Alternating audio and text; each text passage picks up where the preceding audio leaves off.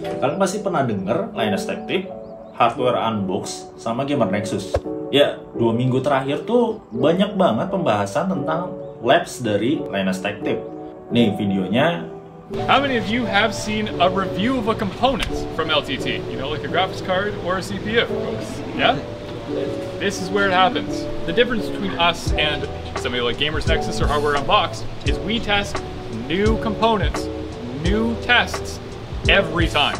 Every project that we do has new data. Di sini dia ngebahas kalau mereka selalu melakukan tes baru dan menggunakan data yang baru untuk semua proyeknya. Nggak seperti kayak Hardware Unbox atau Gamer Nexus. Dari Callout itu, udah nge-trigger si Hardware Unbox untuk ngebales atau ngebahas hal ini di Twitter. Dan ini udah berlangsung lumayan lama, beberapa minggu lalu. Dari thread di Twitter ini, kita lihat kalau LTT sendiri melakukan banyak error. Dari data yang aneh, yang harusnya diperhatikan, tapi tetap digunakan sampai problematik dalam videonya. Gak cuma Hardware Unbox, Gamer Nexus juga ngeluarin pendapatnya tentang problem yang ada di dalam Linus Tech Tip. Dari videonya Gamer Nexus, Steve ngejelasin beberapa poin yang menurut dia tuh problematik dari sistem kerjanya si Linus Tech Tip sendiri. Jadi apa aja yang menjadi problem di dalam videonya Linus Tech Tip? Dalam penjelasannya si Steve, dia ngejelasin kalau workflow-nya Linus Media Group itu terlalu terburu-buru. Jadi segala macam tuh harus output tanpa mempedulikan kualitas. Ini juga dikonfirmasi sama timnya Linus Media Group dari videonya beberapa waktu lalu. Ini tuh menyebabkan banyak banget video yang dirilis dari Linus Media Group ini memiliki kesalahan atau memiliki data error. Nah ini contohnya, review 4090 dari Linus Tech Tip, di mana testingnya menggunakan Cyberpunk dengan VGA RTX 4090. Secara performance kita lihat, ini ada peningkatan sekitar 300% dari 3090 Ti.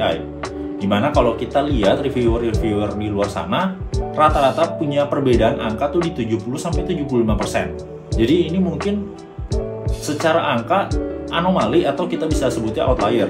Nggak cuma hasil tes GPU, tapi ada juga hasil tes CPU cooler. Dari video yang berbeda, kalian bisa lihat nih, ada yang aneh dari hasil perbandingan data antara Noctua NHD 15 yang performanya semuanya bagus dibandingkan Peerless Assassin ini.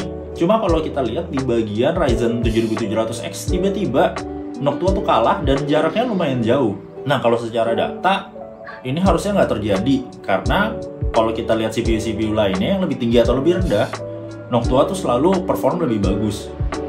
Nggak cuma hasil tesnya yang banyak error, Steve juga ngebahas tuh kalau effort LTT buat memperbaiki dari kesalahan itu rendah banget.